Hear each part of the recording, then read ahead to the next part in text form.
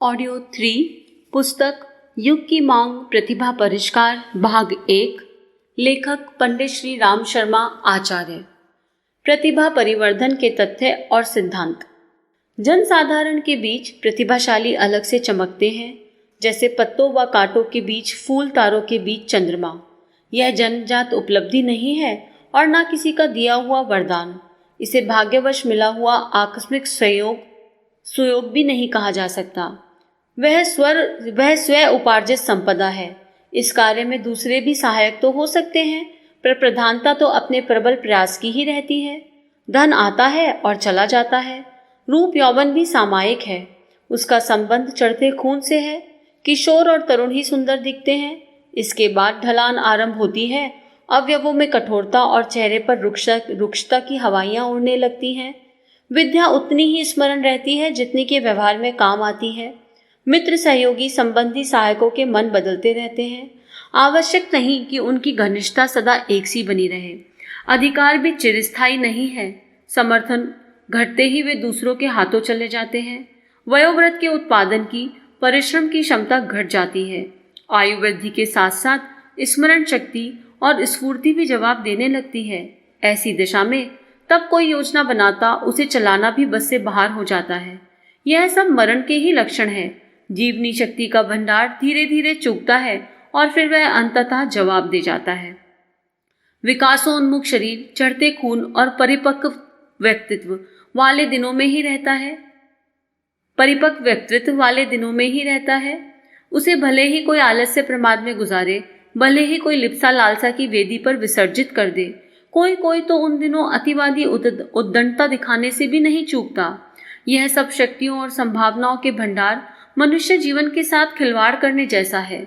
दूरदर्शी वे हैं जो विभूतियों में सर्वश्रेष्ठ प्रतिभा को मानते हैं और उसके संपादन हेतु प्राणपण से प्रयत्न करते हैं, क्योंकि वह हर स्थिति में साथ रहती है, अपनी तथा दूसरों की गुत्थियां सुलझाती है और जन्मांतरों तक साथ रहकर क्रमशः अधिक ऊंचे स्तर वाली परिस्थितियों का निर्माण करती है।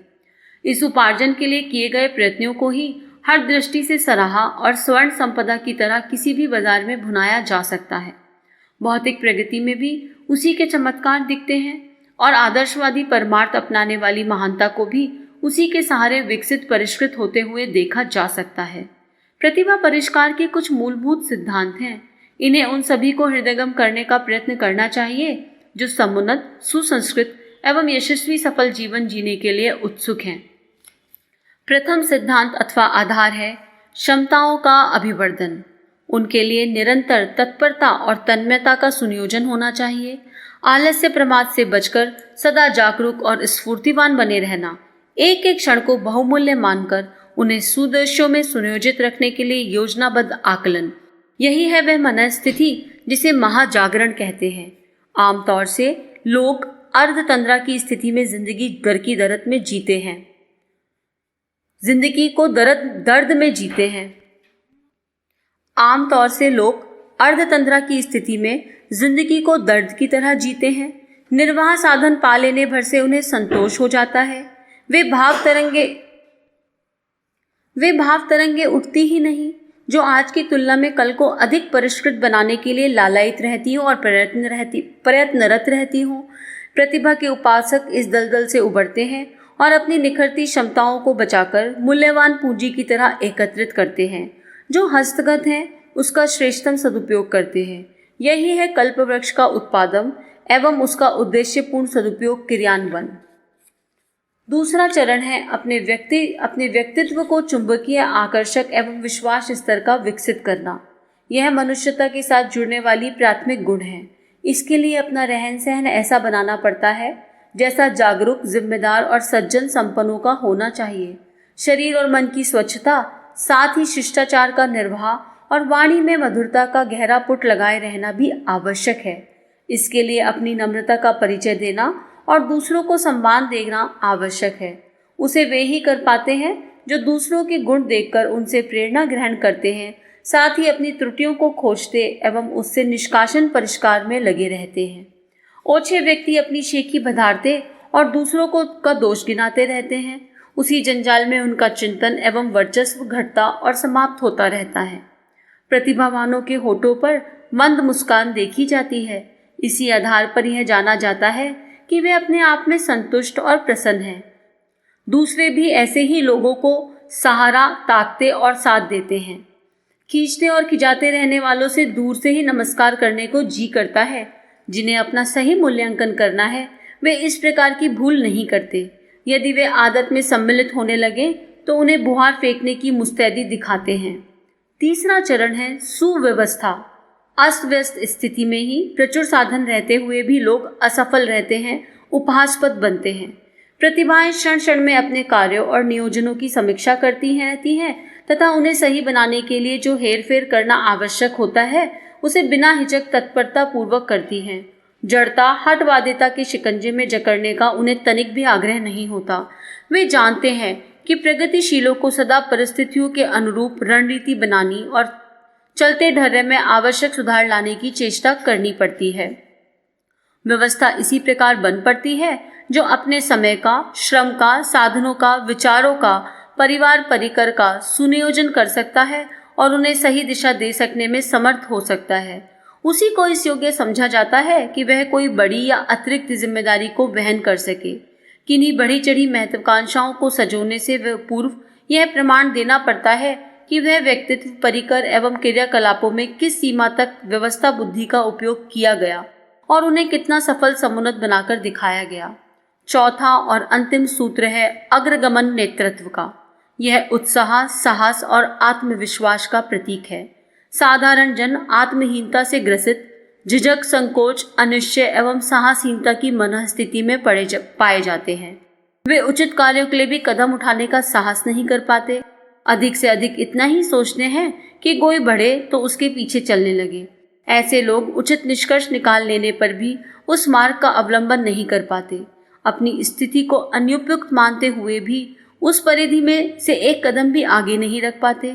ऐसों के बीच उन्हीं को मनस्वी माना जाता है जो उचित के प्रति अटूट आस्था रखें और जो करना चाहिए उसे अन्यों के समर्थन, सहमति ना मिलने पर भी एकाकी कर दिखाएं।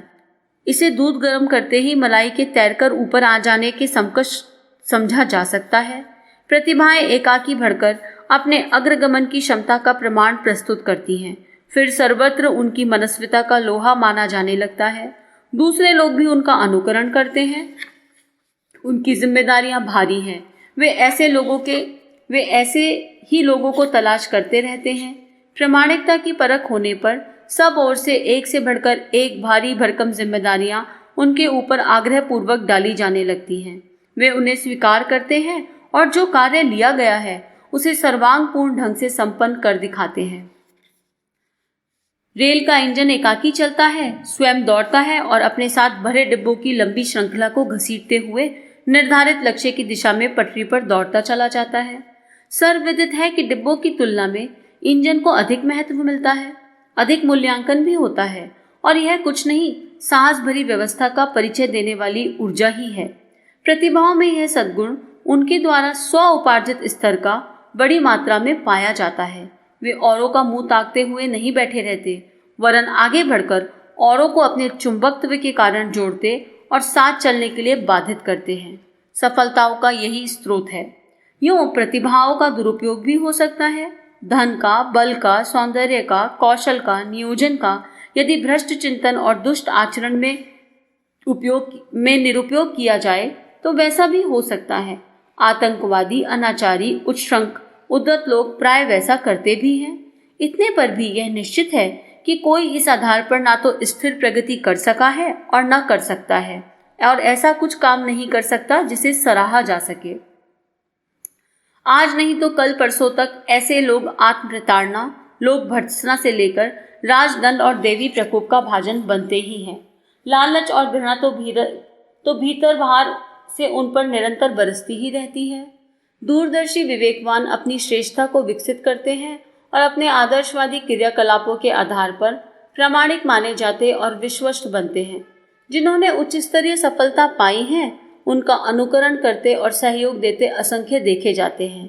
इसलिए प्रतिभा महासिद्धि की साधना करने वाले अपने चरित्र की प्रामाणिकता को हर हालत में बनाए रहते हैं, भले ही इसके लिए अभावग्रस्त स्थिति में रहना पड़े। और तत्कालिक मिल सकने वाली सफलता से वंचित रहना पड़े। प्रतिभा तत्संधी सिद्धांतों का मनन चिंतन करते रहने भर से हस्तगत नहीं होती, उसको स्वभाव का अंग बनाना पड़ता है। चिंतन, चरित्र और व्यवहार से उसे भली प्रकार समाविष्ट करना पड़ता है। यह कार्य प्रत्यक्ष क्रियान्वयन के बिना संभव नहीं होता। विचार वे ही प्रौढ़ एवं प्रखर होते हैं जो क्रिया में उतरते रहते हैं। डायनामो घूमता है तो बैटरी चार्ज होती है। विचारों और कार्यों के समन्वय से ही व्यक्तित्व का स्तर बनता है। उसी आधार पर सफलता के क्षेत्र में कुछ महत्वपूर्ण गौरव हस्तगत होता है। यही वह हुंडी है जिसे किसी भी क्षेत्र में हाथों हाथ भुनाया जा सकता है। बड़े बड़े काम कर गुजरने वाली जन्मजात विभूतियां साथ लेकर कदाचित ही कोई आता है। हर किसी को यह उपलब्धि अपने मनोयोग और प्रचंड प्रयास के आधार पर ही हस्तगत करनी होती है। सांसारिक दृष्टि से प्रत्यक्ष दीख पड़ने वाले बड़े कार्य ऐसे ही लोगों ने संपन्न किए। बहुमुखी सफलताओं का श्रेय उन्हीं पर बरसा है। ऐसे ही लोग समाज को स्थिरता देते हैं और अवांछनीय उल्टे प्रचलनों को उलटकर सीधा कर दिखाते हैं। समय का कायाकल्प करके वातावरण में नवजीवन का प्राण प्रवाह भरते ऐसे ही लोगों को देखा जाता है। जिन व्यक्तियों ने युग परिवर्तन के सरंजाम को संभव कर दिखाया है, उनके क्रियाकलापों पर एक दृष्टि डालकर यह भली भांति जाना जा सकता है कि जब भी प्रतिभा का सुनियोजन सही दिशा में होता है, उस व्यक्ति का ही नहीं वातावरण का भी कायाकल्प हो जाता है। महाप्रतापी राणा प्रताप व शिवाजी से लेकर सुभाष चंद्र बोस, मनस्वी गांधी, इन्हीं कुछ शताब्दियों में जन्मे महामानव हैं जिन्होंने प्रतिभा के सुव्यवस्थित सुनियोजन से असंभव को संभव कर दिखाया। वस्तुतः महामानवों का जीवन अपने आप में एक प्रयोगशाला है। उनके उदाहरणों से बहुत कुछ सीखा और पाया जा सकता है। प्रतिभा परिवर्धन का प्रशिक्षण करने वाला कोई स्कूल कॉलेज कहीं नहीं है। इसके लिए निर्धारित सिद्धांतों को व्यवहार में उतारने के लिए अवसर और वातावरण स्वयं तलाशना पड़ता है। उस प्रकार के अवसर कहीं एक जगह एकत्रित नहीं मिलते। उन्हें दाने बीनने वाले की तरह झोली में भरना पड़ता है। इन पर इन दिनों ऐसा सुयोग सामने है जिसके साथ संबंध सूत्र जोड़ने पर हर किसी को वह सुयोग हस्तगत हो सकता है, जिसके सहारे प्रतिभा संपादन का सौभाग्य अनायास ही प्राप्त हो सके। ऐसे सुयोग कभी कभी ही सामने आते हैं और उन्हें कोई विरले ही पहचान कर लाभ उठा पाते हैं। हनुमान ने अपने समय को पहचाना और वे थोड़े ही समय में समुद्र लांघने, पर्वत उखाड़ने और लंका को मटियामेट बनाने का श्रेय प्राप्त कर सके। इसे समय की पहचान ही कहना चाहिए। यदि उस सुयोग का लाभ उठाना उनसे ना बन पड़ता तो सुग्रीव के सेवक वानर रहकर ही उन्हें भी दिन गुजारने पड़ते।